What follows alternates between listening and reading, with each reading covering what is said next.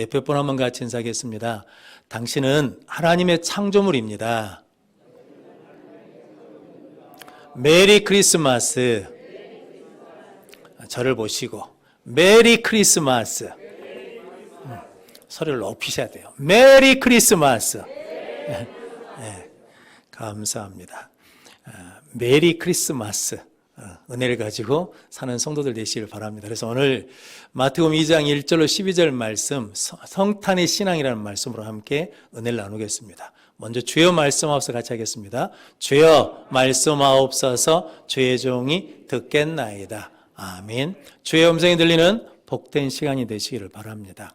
우리가 메리 크리스마스라고 인사하지 않았습니까? 메리란 말이 즐거운, 행복한 이라는 뜻입니다. 그리고 크리스란 말은 그리스도, 예수 그리스도를 말하고 마스라는 말은 예배라는 뜻이거든요. 그래서 메리 크리스마스라고 우리가 인사하는 것은 예수 그리스도가 이 땅에 탄생하신 것을 축하하며 즐거운 마음으로 예배하는 것이 성탄절이다라는 거죠.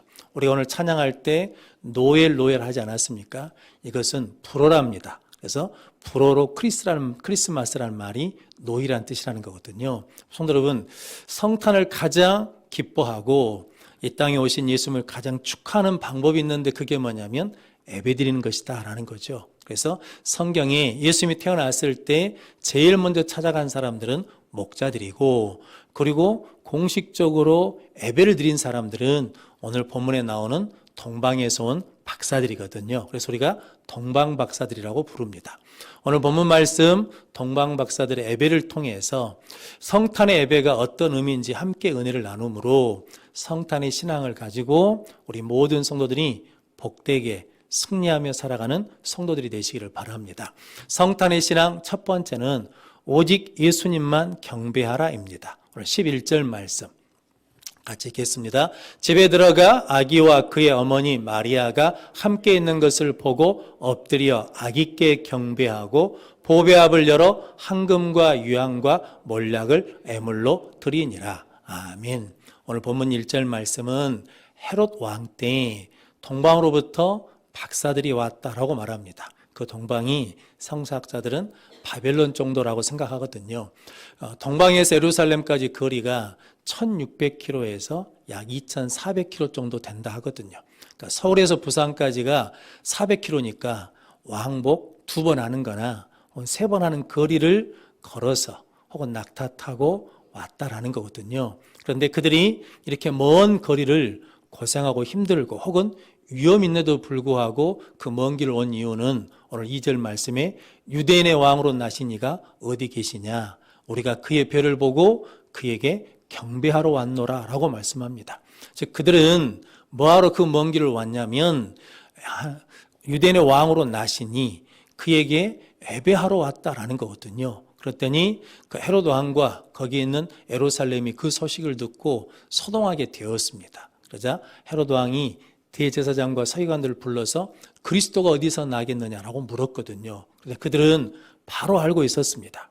선지자 미가가 미가서 5장 2절 말씀에 유대 땅 베들레헴에서 난다라고 말씀하셨다는 거지요. 그래서 유대 땅 베들레헴입니다 라고 그랬더니 헤롯 왕이 불러가지고 박사들에게 가서 아기에 대해서 자세히 알아보고 난 다음에 나에게 말해주면 나도 가서 예배하겠다, 경배하겠다라고 합니다. 그래서 그들이 이제 베들레헴으로 가게 되거든요.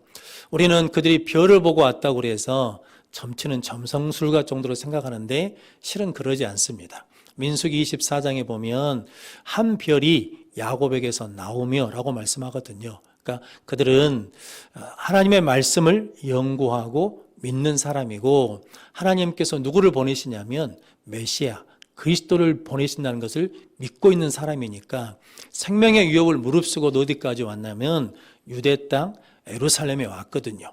왕으로 오신 이니까 예루살렘에 있을 줄 알고 왔거든요. 근데 별이 계속 인도해 준 것이 아니라 그 별을 보고 유대인의 왕이 나셨으니까 예루살렘에 왔는데, 그런데 들어보니까 베들레헴이라는 거거든요. 그래서 예루살렘에서 베들레헴까지는 약 10km 정도 된답니다. 그런데 그 베들레헴으로 이 동방 박사들은 경배하러 갑니다. 그런데 헤롯 왕은 안 갑니다. 그 소식을 들었는데도 안 갑니다. 그런데 대제사장과 서기관들은 성경 말씀, 하나님의 말씀에 예언된 것대로 베들레헴에서 태어난다는 말씀을 알고도 가지 않습니다. 실은 거리가 이렇게 먼 거리가 아니잖아요. 그런데도 그들은 가지 않습니다. 그런데 예배하러, 경배하러 간 동방으로부터 온 박사들만이 아기 예수를 만나게 됩니다. 하나님의 은혜를 받게 되고 하나님의 영광을 보는 것입니다. 그러면 성도 여러분, 하나님이 우리를 창조하신 목적도 이사야 43장 21절 말씀 같이 읽겠습니다. 이 백성은 내가 나를 위하여 지었나니 나를 찬송하게 하려 함이니라. 아멘. 하나님께서 내가 이 백성은 나를 위해서 지었다는 거죠. 지은 이유는 뭐냐면 나를 예배하기 위해서 지었다라고 말씀합니다. 또한 하나님이 이스라엘 백성을 애굽에서 구원하신 것도 뭐하기 위해서냐면 예배하기 위해서 구원하셨습니다. 하나님께서 출애굽기 3장에 모세를 애굽 왕 바로에게 보내면서 이렇게 말하는 거거든요. 내 백성을 내보내라. 광야 3일길쯤 가서 하나님께 예배할 것이다 라는 거거든요. 그래서 출애굽도 실은 뭐하러 출애굽을 시키셨냐면, 구원하셨냐면 하나님께 예배하도록 하시기 위해서 출애굽시켰습니다. 예수님이 이 땅에 오셔서 십자가에 죽으신 것도 우리에게 하나님 보좌 앞에 나갈 살 길, 예배하는 길을 열어주시기 위해서 십자가에 달려 죽으셨습니다. 즉 하나님은 우리를 창조하신 것도, 우리를 구원하신 것도, 우리를 하나님께서 십자가를 통해서 구원의 은혜를 주신 것도 다 뭐 때문이냐면 예배하기 위해서거든요. 그래서 성도들면서 신앙에서 가장 중요한 것은 예배 드리는 거거든요. 그래서 이 동방으로부터 온 박사들이 오늘 11절 말씀에 중요한 말씀을 하십니다. 집에 들어갔더니 아기와 그 어머니 마리아가 함께 있습니다. 그들이 엎드려 아기께 경배하고 보배합을 열어서 황금과 유황과 몰약을 드렸습니다. 마리아와 아기 예수 같이 있는데 함께 예배드린 게 아니라 누구에게만 경배했냐면 아기께만 경배했다라는 거거든요. 성도 여러분, 마리아는 신앙적으로 우리가 본받고 존경할 부분이 많은 사람이거든요. 그런데 우리의 예배의 대상은 아니라는 거죠. 우리가 기도할 대상은 아니고 숭배의 대상이 아니라는 거죠. 오직 누구만이 우리의 예배의 대상이냐면 예수님만이, 하나님만이 예배의 대상이다라고 말씀합니다. 그래서 그들은 황금을 드렸다는 것은 예수님이 나의 왕입니다 라는 고백으로 황금을 드렸고, 유황은 제사 때 앞에 드리는 한계거든요. 그래서 우리의 예배자는 오직 하나님뿐이십니다. 즉 예수님은 나의 하나님이십니다 라는 고백이고, 몰약은 장례식 때 쓰는 명품이거든요. 그래서 예수님이 우리를 죄에서 구원하시기 위해서 이 땅에 오신 그리스도이십니다. 우리의 구원자입니다 라는 고백으로 예수님께 예배를 드렸습니다. 성도 여러분, 오늘 동방박사들을 통해서 하나님 우리에게 말씀해 주시는 것은 성탄은 오직 하나님께만, 오직 예수님께만 예배드리는 것이다 라고 말씀해 주십니다. 마귀도 이걸 잘 알거든요. 그래서 마귀는 계속해서 우리가 하나님께 예배드리지 못하도록 하나님을 가리거든요. 그래서 예수님이 마태복음 4장에 시험받는 사건이 있지 않습니까? 제일 먼저 돌이 떡덩이가 되게 하는 거거든요. 예배보다 먹고 사는 일이 더 먼저라는 거죠. 성전 꼭대기에서 뛰어내리라는 거거든요. 내가 드러나는 것, 내가 인정받는 것이 더 우선이라는 거죠. 그리고 마지막으로 천하만국을 보여주면서 내게 절하면 이 모든 것을 내게 주겠다는 거죠. 즉 그때 예수님께서 사탄아 물러가라, 기록되었으되 주 너희 하나님께 경배하고 다만 그를 섬기라 하였느니라 라고 말씀합니다. 마귀는 하늘을 바라본 것이 아니라 땅의 것으로 살아라고 유혹하는데, 예수님은 하나님만 예배하면서 하나님만 섬기면서 하늘을 소망하며 살아가야 된다라고 말씀하거든요. 그럼 성도 여러분, 예배는 시험을 이기는 능력입니다. 또 우리는 반대로 하거든요. 예배에 왔다가 시험을 받으면 예배에서 멀어지거든요. 그런데 예배를 안 드리면 시험을 이길 수가 없습니다. 시험을 누가 이기느냐? 하나님 앞에 나와서 그럼에도 불구하고 하나님만 예배하는 사람, 예수가 나의 왕이요 나의 하나님이요 나의 그리스도이심을 믿고 고백하며 오직 예수께 경배하는 사람이 시험을 이기게 될 줄로 믿습니다. 성도 여러분, 우리에게 시험이 있고 어려움이 있을 때마다 사탄아 물러가라, 기록되었으되 주 너희 하나님께 경배하고 다만 그를 섬기라 했다라고 선포하며 승리하는 우리 모든 성도들 되시기를 바랍니다. 그래서 마귀는 로마서 1장 25절 말씀 같이 읽겠습니다. 이는 그들이 하나님의 진리를 거짓 것으로 바꾸어 피조물을 조물주보다 더 경배하고 섬기라. 이는 주는 곧 영원히 찬송할 이시로다. 아멘. 그들이 거짓 것들이, 즉 거짓 선지자들이, 즉 마귀가 하나님의 진리를 거짓 것으로 바꿔요. 그래서 피조물보다 조물주를 더 경배하고 섬기게 한다라는 거죠. 마귀는 자꾸 무엇을 가리냐면 하나님을 가리는 거죠. 그런데 성령 충만한 사람은 자꾸 누구를 드러낸다는 겁니까? 하나님을 드러내고 예수를 드러내는 삶을 산다는 거죠. 왜냐하면 주는 영원히 찬송받으실 분이시기 때문이거든요. 성도 여러분, 성탄절을 통해서 하나님 우리에게 말씀해 주시는 것은 성탄의 신앙은 동방박사들의 예배는 오직 예수님께 예배하는 것이다. 오직 예수님만이 나의 왕으로, 나의 주로, 나의 그리스도로 고백하는 예배다라고 말씀합니다. 여러분들이 이 예배를 통해서 하나님 앞에 영광 돌리고 예배를 통해 주시는 은혜와 능력과 복을 누리는 성도들 되시기를 바랍니다. 그래서 예수님은 요한복음 4장 23절 말씀 같이 읽겠습니다. 아버지께 참되게 예배한 자들은 영과 진리로 예배할 때가 오나니 곧 이때라. 아버지께서는 자기에게 이렇게 예배하는 자들을 찾으시느니라. 아멘. 하나님이 찾는 사람이 있다는 거죠. 누굴 찾는다는 겁니까?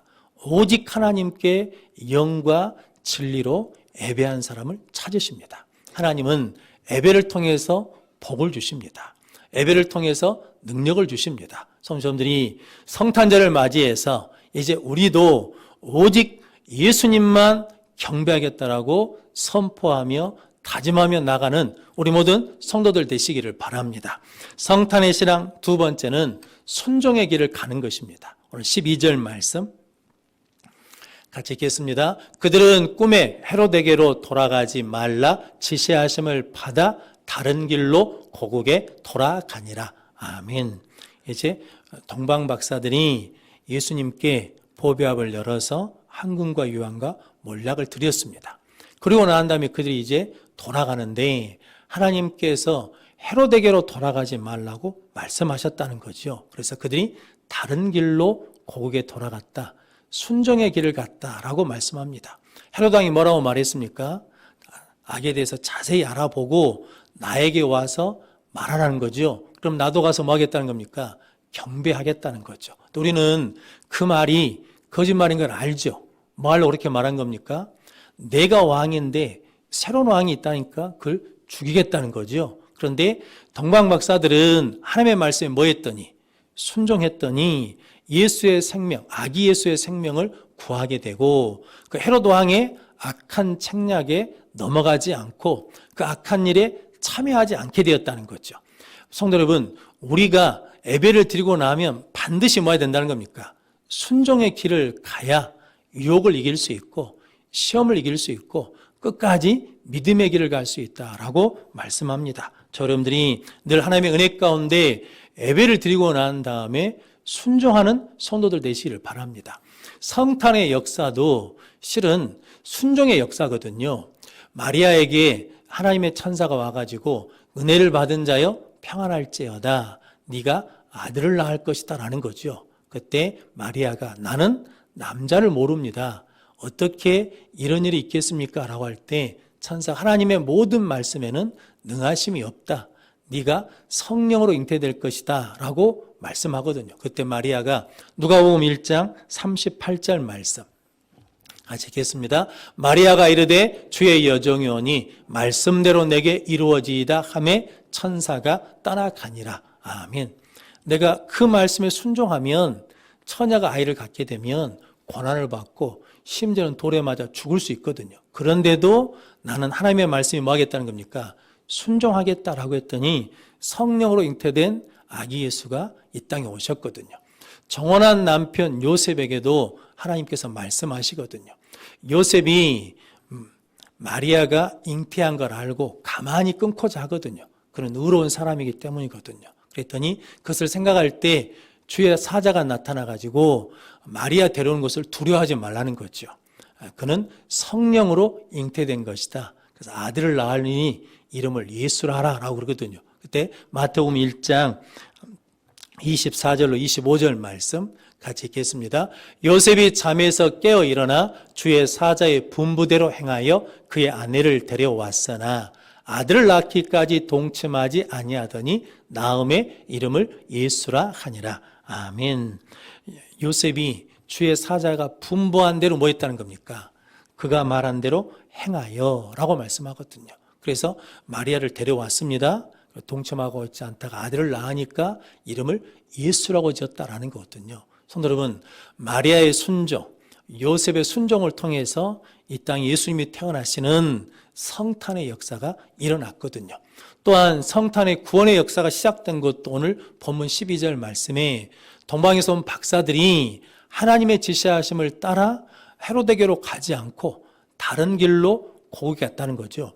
순종의 길을 갔더니 하나님의 구원의 역사가 계속되게 됐다라고 말씀합니다. 성도 여러분, 우리도 예배를 드리고 나면 하나님 뭐 하십니까? 말씀하시죠. 그래서 주여 말씀하옵소서, 주의 종이 듣겠나이다. 예배에 집중해서 하나님의 말씀을 들으면 우리가 하나님의 말씀대로 순종의 길을 가면 우리에게도 구원의 역사는 나타날 것이고 하나님의 능력의 역사는 더 풍성하게 나타나게 될 줄로 믿습니다. 그런데 마귀는 우리가 순종하지 못하도록 하거든요. 첫째 범죄도 뭐 때문에 일어났습니까? 선악과를 따먹지 말라는 하나님의 말씀에 불순종하도록 유혹하잖아요. 선악과를 따먹어서 뭐냐면 하나님에게서 멀어졌습니다. 그리고 멀어졌더니 은혜가 없지요. 기쁨이 없죠. 능력이 적어졌습니다. 성도 우리도 마찬가지거든요. 예배를 드리고 나면 하나님의 말씀에 뭐해야? 순종해야 하나님의 능력을 덧입게 되고 은혜를 덧입는 복된 역사가 일어날 줄로 믿습니다. 성경에 사울왕은 점점 약해집니다. 다윗은 점점 강해집니다. 그 이유는 뭐 때문입니까? 사울은 하나님의 말씀에 불순종합니다. 그래서 사무엘 선지자가 순종이 제사보다 낫고 듣는 것이 번제보다 낫다라고 책망하거든요. 성도 여러분, 하나님의 말씀을 버렸기 때문에 하나님께서 왕을 버려 왕이 되지 못하게 하셨다라는 거죠. 하나님께서 불순종하니까 점점 약해지는 거죠. 그런데 다윗은 하나님 앞에 순종하니까 점점 강성해지는 거죠. 성도 여러분, 우리가 신앙생활을 아무리 오래 했어도 예배를 드리고 난 다음에 뭐 하지 않으면, 순종이 없으면 점점 우리의 신앙은 약해진다는 거죠. 그런데 예배를 드리고 우리가 순종하면 우리의 신앙은, 우리의 믿음은 점점 강성해질 줄로 믿습니다. 성도 여러분, 교회가 점점 번성하고 강성해지는 길은 우리가 하나님 앞에 예배를 드리고 난 다음에 하나님께서 말씀하신 다른 길, 세상과 다른 길, 순종의 길을 가면 하나님께서 그런 능력을 더해 주실 줄로 믿습니다. 예수님도 이 땅에 오셔서 내 뜻을 이루러 온 것이 아니라 아버지의 뜻을 이루러 왔다라고 고백하시면서 십자가에 죽기까지 복종하셨다라고 말씀하거든요. 성도 여러분, 예수님의 구원의 완성도 무엇으로 이루어졌냐면 순종으로 이루어졌습니다. 십자가에 죽기까지 순종했더니 부활의 능력으로 살아나셨습니다. 성도 여러분, 그럼 여러분들이 하나님의 말씀에 순종하면 하나님께서 그런 부활의 능력으로 우리를 새롭게 덧입혀 주실 줄로 믿습니다. 성탄의 신앙은 순종의 길을 가는 것입니다. 요한복음 2장에 가나 혼인잔치가 있거든요. 포도주가 떨어졌습니다. 예수님이 항아리에 물을 채우라라고 그러거든요. 그런데 그 물에 채웠더니, 항아리에 채웠더니 떠서 갖다 주라 합니다. 근데 그 항아리는 마시는 물이 아니고 정결 예식 때문에 밖에서 들어올 때 손을, 발을 씻는 물이거든요. 하인들은 자기들 경험에, 자기들 상식에, 자기들 지식에 맞지 않거든요. 그런데 예수님 말씀에 뭐 했더니, 순종했더니 예수님께서 물이 포도주로 바뀌는 은혜를 주셨습니다. 그러면서 그들이 고백하기를 사람마다 처음에는 좋은 것을 내고 취한 후에 낮은 것을 내거늘 그대들은 지금까지 좋은 것을 두었도다라고 말씀하거든요. 성도들, 우리가 하나님께 예배드리고 하나님 말씀에 순종하면 갈수록 더 좋은 포도주만 나는 믿음과 삶이 될 줄로 믿습니다. 그래서 신명기 28장 1절 말씀 같이 읽겠습니다. 네가 네 하나님 여호와의 말씀을 삼가 듣고 내가 오늘 네게 명령하는 그의 모든 명령을 지켜 행하면 네 하나님 여호와께서 너를 세계 모든 민족 위에 뛰어나게 하실 것이라. 아멘. 하나님의 말씀을 듣고 그 명령대로 뭐하면 순종하면 살아내면 세계 모든 민족 위에 뛰어나게 하실 것이다 라고 말씀하십니다. 미국의 초대 대통령인 조지 워싱턴이라는 분이 계셨답니다. 이분이 대통령이 돼가지고 모시고 있는 어머니 생신이 되었어요. 생신잔치를 하는데 사람들이 많이 왔답니다. 그때 한 사람이 조지 워싱턴 어머니에게 물어본 거죠. 어머니는 어떻게 이렇게 아들을 잘 훌륭하게 키웠습니까? 라고 그랬더니 그 어머니가 이렇게 말씀하셨답니다. 나는 아들에게 하나님께 절대로 복종하라고, 하나님 말씀에 절대로 순종하라고 그 한 가지만 가르쳤습니다. 그랬더니 하나님께서 그를 이렇게 세워주셨습니다 라고 고백했다라는 거거든요. 성도 여러분, 하나님께 예배하고 말씀에 순종하면 세계 모든 민족 위에 뛰어난 민족으로 세워주실 줄로 믿습니다. 그래서 오늘 하나님께서 성탄절을 통해서 우리에게 성탄의 신앙은 예배를 드리고 난 다음에 순종의 길을 가는 것이다 라고 말씀하십니다. 자, 여러분들이 하나님께 예배 드리고 주신 말씀을 가지고 삶의 자리에서 살아내는 순종하는 성도들 되시기를 바랍니다. 교회 절기는 성탄절로 시작됩니다. 추수감사절로 절기가 맞춰지고 성탄절을 준비하는 대림절로 시작되거든요. 그래서 성탄절이 교회 절기의 시작입니다. 하나님께서 그 시작하는 첫 시간에 우리에게 말씀하신 것이 있습니다. 하나님께 예배하는데 오직 하나님께만 예배하라. 예수님이 나의 왕이시며 나의 하나님이시며 나의 그리스도인 것을 믿고 고백하면서 오직 예수님만 경배하라 라고 말씀합니다. 우리 모든 성도들이 그런 복된 예배자가 되시기를 바랍니다. 또한 예배를 드리고 나면 하나님 우리에게 말씀하십니다. 그 말씀을 가지고 세상 사람과 다른 길, 순종의 길을 감으로 말미암아 점점 강성해지는 믿음과 능력을 가지고 새해를 맞이하는 우리 모든 성도들이 되시기를 주님의 이름으로 축원합니다. 기도하겠습니다.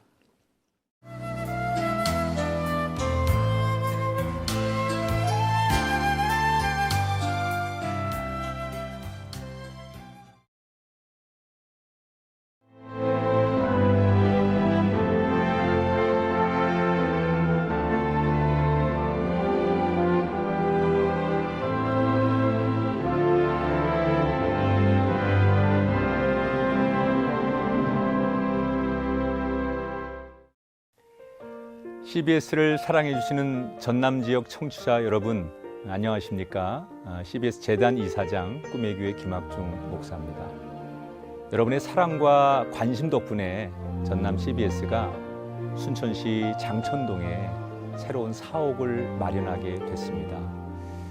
이 방송국 사옥이라는 것은 단순히 건물을 짓는 의미에 지나지 않습니다. 전남 지역 복음 전파와 특별히 다음 세대를 위한 미래 비전을 세우는 일입니다. 코로나19로 모든 활동이 중단되고 또 관계가 단절되는 상황이지만 우리 CBS 방송만큼은 우리의 발길이 닿지 않는 곳까지 구석구석 하나님의 말씀을 전하는 위대한 힘을 지니고 있습니다. 이 방송이 믿음의 반석 위에 굳건히 세워질 수 있도록 여러분들께서 벽돌 한 장 한 장씩 쌓아가는 마음으로 전남 CBS를 위해 후원해 주시고 기도해 주시기를 간곡히 부탁드립니다. 여러분의 이 작은 행함이 CBS를 통해서 교회 공동체를 회복하고 누군가의 믿음을 소생시켜 줄 굳게 믿습니다. 여러분 한 분 한 분을 축복합니다.